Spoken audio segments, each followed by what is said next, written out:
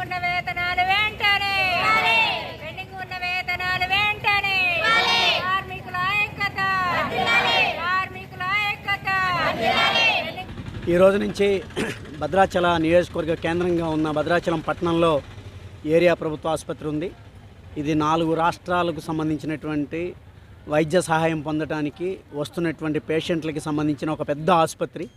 ఈ ఆసుపత్రిలో outsourcing contract కార్మికులుగా పేషెంట్ కేరు, అలాగే సెక్యూరిటీ గార్డులు, శానిటేషను, ఈ 3 విభాగాల్లో 80 మంది కాంట్రాక్ట్ కార్మికులు పనిచేస్తున్నారు.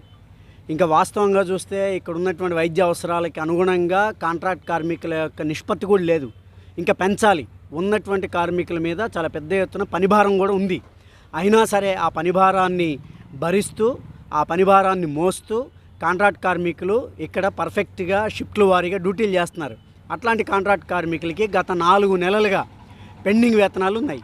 ఈ పెండింగ్లో ఉన్నటువంటి ఈ 4 నెలల వేతనాలు చెల్లించాలి. అలాగే కార్మికులకి ఇచ్చేటువంటి పిఎఫ్, ఈఎస్ఐ ఏదైతే ఉందో కార్మికుడు వాటా కట్ అవుతుంది, కానీ యజమాన్యం తరపున ఉండేటువంటి కాంట్రాక్టర్ యొక్క వాటా దానికి జమ కావట్లేదు. దానికి సంబంధించిన క్లారిటీ ఇంతవరకు కాంట్రాక్టర్ వచ్చి ఇవ్వట్లేదు. కాబట్టి ఆ పిఎఫ్, ఈఎస్ఐలో జరుగుతున్నటువంటి గోల్మాల్ ఏదైతే ఉందో దాని క్లారిటీ ఇవ్వాలి. పెండింగ్లో ఉన్న 4 నెలల వేతనాలు వెంటనే చెల్లించాలనే డిమాండ్తో ఈరోజు నిరవధిక సమ్మె ప్రారంభమైంది. ఈ నెల 6వ తారీఖుని ఈ సమస్య మీద ధర్నా చేస్తే సూపరింటెండెంట్ గారు హామీ ఇచ్చారు, 8వ తారీఖు కల్లా మీ సమస్య పరిష్కారం చేస్తామని. 8 అయిపోయింది, 9 అయిపోయింది, 10వ తారీఖు వచ్చాం. మీరు 8వ తారీఖు పరిష్కారం చేయకపోతే 10వ తారీఖు నుంచి నిరవధిక సమ్మెకి వెళ్తామని హెచ్చరిక చేసి ఒక రాతపూర్వకమైనటువంటి నోటీసు కూడా ప్రభుత్వానికి, అధికారులకి అందించాము. అయినా సరే ఇప్పటిదాకా సమస్య పరిష్కారం చేయకపోగా కాంట్రాక్టర్ గత సంవత్సర కాలం నుంచి ఈ రోజు దాకా భద్రాచలం ప్రభుత్వ ఆసుపత్రికి రాలేదు. ఇక్కడ కార్మికుల బాగోగులు పట్టించుకోవట్లేదు, నెల జీతాలు ఇవ్వట్లేదు, పిఎఫ్, ఈఎస్ఐ కటింగ్ సంబంధించిన వాస్తవాలు ఏంటో చెప్పట్లేదు. అట్లాంటి కాంట్రాక్టర్ని అధికారులు, ప్రభుత్వం, సూపరింటెండెంట్ గారు ఎట్లా బేర్ చేస్తున్నారని చెప్పేసి ఈరోజు సిఐటి గట్టిగా ప్రశ్నిస్తూ ఉంది. కార్మికుడు ఇక్కడ హాస్పిటల్లో పనిచేసే కాంట్రాక్ట్ కార్మికుడు అవుట్సోర్సింగ్ కార్మికుడు కాదా? మనిషి కాదా? కుటుంబం ఉండదా? ఆకలి ఉండదా? వాళ్ళ కుటుంబాల యొక్క బాగోగులు చూసుకోవద్దా? ఇంటి అద్దెలు కట్టద్దా? పాల బిల్లు కట్టద్దా? కిరాణం చూసుకోవద్దా? జూన్ నెలలో స్కూళ్ళు, కాలేజీలు స్టార్ట్ అవుతున్నాయి, ఆ పిల్లల ఫీజులు చూసుకోవద్దా? ఇన్ని రకాల ఇబ్బందులు పడుతున్నటువంటి కాంట్రాక్ట్ కార్మికుల యొక్క సమస్య పరిష్కారం చేయాలి అని చెప్పేసి అడిగిన ప్రతిసారి సమ్మె చేస్తేనో, ధర్నా చేస్తేనో 1 నెల జీతం వేసి మిగతా 3-4 నెలలు ఆపుతూ ఉన్నారు. అంటే ఏది పిర్రగిల్లి వెన్నరాయటమా? అంటే ఉన్నటువంటి మొత్తం నెలల జీతాన్ని ప్రతి నెల ఎందుకు సక్రమంగా ఇవ్వట్లేదు? టెండర్లో కాంట్రాక్టర్ ప్రభుత్వంతో కుదుర్చుకున్నటువంటి ఒప్పందంలో ప్రతి నెల 7వ తారీఖు కల్లా జీతాలు చెల్లిస్తామని చెప్పేసి ఆ టెండర్లో గవర్నమెంట్ పెట్టినటువంటి కండిషన్కి అంగీకరించే కదా కాంట్రాక్టర్ ఇక్కడికి వచ్చింది. అట్లాంటి కాంట్రాక్టర్ నెలల తరబడి వేతనాలు ఇవ్వకపోతే ఏం చేస్తున్నట్టు అధికారులు, ప్రభుత్వం? అందుకని తక్షణం ఆ పెండింగ్లో ఉన్న 4 నెలల జీతం ఇవ్వాలి. పిఎఫ్, ఈఎస్ఐలో ఉన్నటువంటి తేడాలను సరిచేయాలి. కాంట్రాక్టర్ వచ్చి వీటికి బాధ్యత వహించాలి. ఆ కాంట్రాక్టర్ని తెప్పించే బాధ్యత ప్రభుత్వం, అధికారులు చూడాలి. ఈ సమస్య పరిష్కారం అయ్యేదాకా ఈ సమ్మె కొనసాగుద్ది. పరిష్కారం కాకుండా ఈ సమ్మెను విచ్ఛిన్నం చేసే చర్యలు పాల్పడితే ఇంతకెంతగా రెట్టింపుగా మిగతా ఉన్నటువంటి మొత్తం కార్మికులు తీసుకొచ్చి ఐక్యంగా ఈ సమ్మెకి మద్దతు ఇచ్చి నిలబడతామని చెప్పేసి ఈ ప్రభుత్వానికి హెచ్చరిక చేస్తూ ఉన్నాం. వేతనాలు ఉన్నాయి, ఏ నెలకా నెల జరుగుబాటు చేసుకుంటా ఏదో మాట చెప్పుకుంటూ వస్తున్నారు. 4 నెలలు వీళ్ళ జీతాలు పెండింగ్ అంటే వీళ్ళకి వచ్చే జీతం ఎంత? ఆ జీతం ఇవ్వకపోతే వాళ్ళ కుటుంబాలు ఎలా గడపాలి? కుటుంబాలు ఎలా ఈదుకు రావాలి చెప్పండి మీరు? ఏ నెలకా నెల ఈ నెల వాయిదా వేసుకుంటా పెండింగ్లో ఉన్నప్పుడు ధర్నా చేస్తే 1 నెల వేస్తున్నారు, ఏదో బొజ్జుకు ఇచ్చినట్టు. మళ్ళీ మిగతా పెండింగ్ అలా కొనసాగుతూ ఉంది. వీళ్ళ జీతాల్లో పిఎఫ్, ఈఎస్ఐ కటింగ్ అవుతుంది. కాంట్రాక్టర్ వాటా దానికి జమ చేయాలి. ఆ జమ చేస్తుందా లేదా అనేటువంటి డీటెయిల్స్ ఇంతవరకు కార్మికులకు తెలియజేయట్లేదు. దానికి సంబంధించిన తోక చిట్టీలు ఇవ్వట్లేదు, అకౌంట్లో డబ్బులు వేయట్లేదు. ఆ కాంట్రాక్టర్ ఇక్కడికి రాక సంవత్సరం అయింది సార్. మరి ఎందుకో టెండర్లో ఏముంది? ఎవ్రీ మంత్ 7th కల్లా జీతాలు ఇస్తామని చెప్పేసి టెండర్లో, గవర్నమెంట్ పెట్టిన టెండర్లో ఉంది. 4 నెలల నుంచి జీతాలు ఇవ్వకపోతే కాంట్రాక్టర్ని ఏం చేయాలి? బ్లాక్ లిస్ట్లో పెట్టాలి, తీసేయాలి, కొత్తోడికి ఇవ్వాలి. ఆ పని ప్రభుత్వం వైపు నుంచి జరగట్లేదు. నెల జీతాలు ఇప్పించట్లేదు. వీళ్ళ కట్ అవుతున్న డబ్బులకి జవాబుదారితనం లేదు. ఇక చూసి అనివార్యమైన పరిస్థితుల్లో ఇవాళ సమ్మెలోకి దిగాల్సి వచ్చింది. మన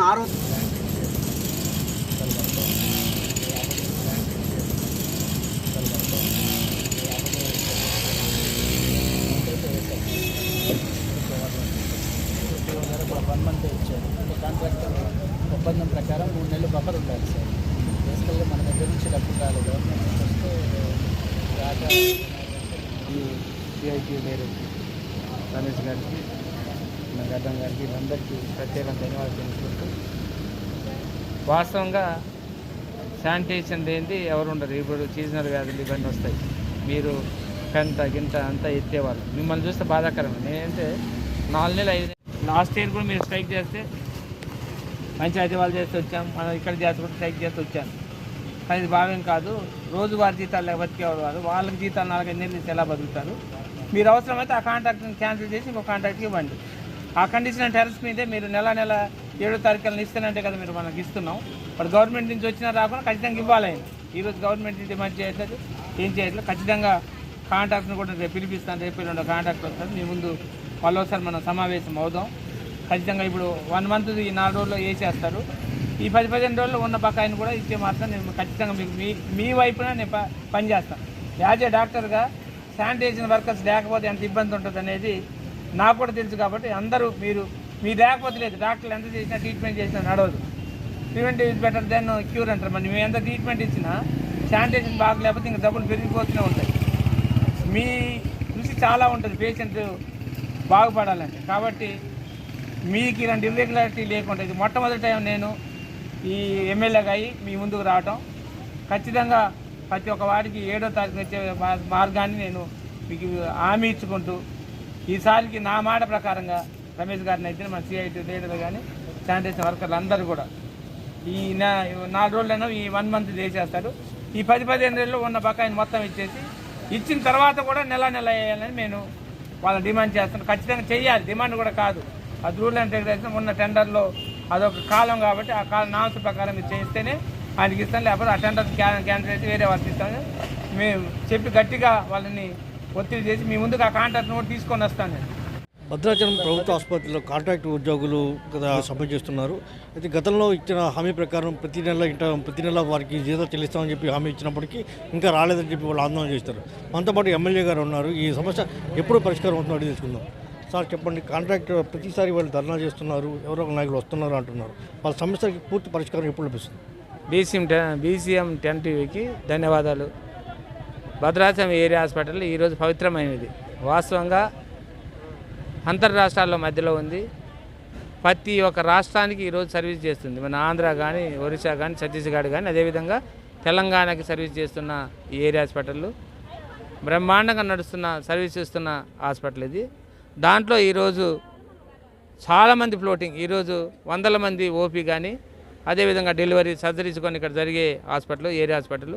ఇక్కడున్న డాక్టర్లు బ్రహ్మాండంగా పనిచేస్తున్నారు భద్రాచలం ఏరియా హాస్పిటల్. కానీ ఈరోజు శానిటేషన్ వర్కర్స్ అనేవాళ్ళు చాలా ముఖ్యమైనది.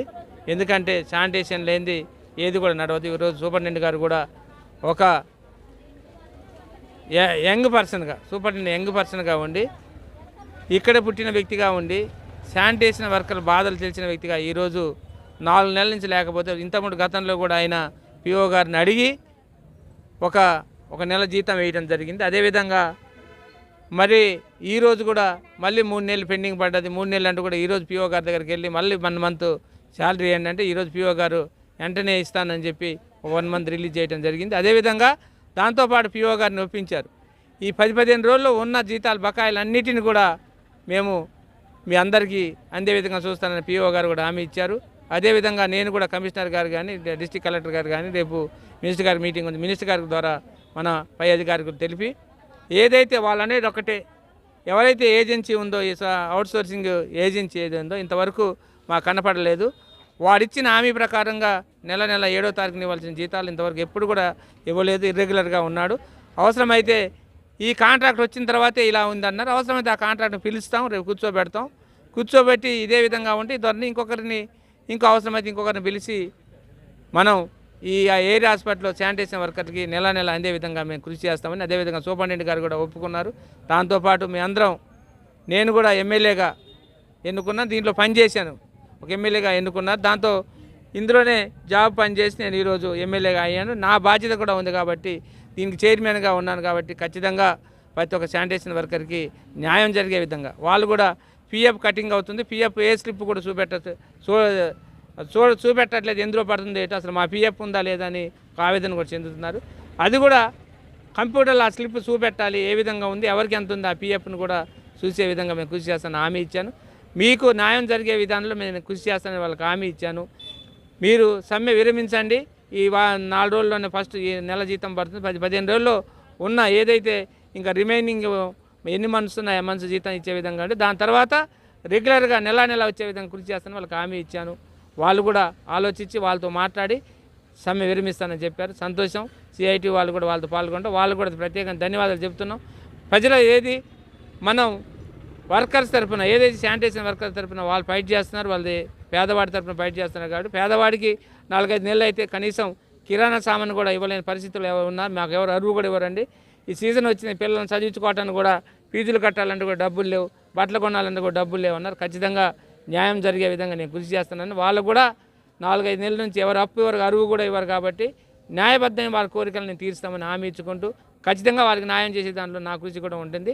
అవుట్సోర్సింగ్ కాంట్రాక్ట్ని పిలిపిస్తాం, తక్షణమే దాన్ని మేము ఆ ప్రాబ్లం సాల్వ్ చేస్తాను హామీ ఇస్తున్నాం. Thank you. భద్రాచలం ఎమ్మెల్యే తెల్ల వెంకట్రావు గారు కార్మికుల సమస్యలు వెంటనే పరిష్కరిస్తామని తన బాధ్యత తీసుకుంటామని చెప్పి హామీ ఇచ్చారు. Anil Kumar, BCM10 news.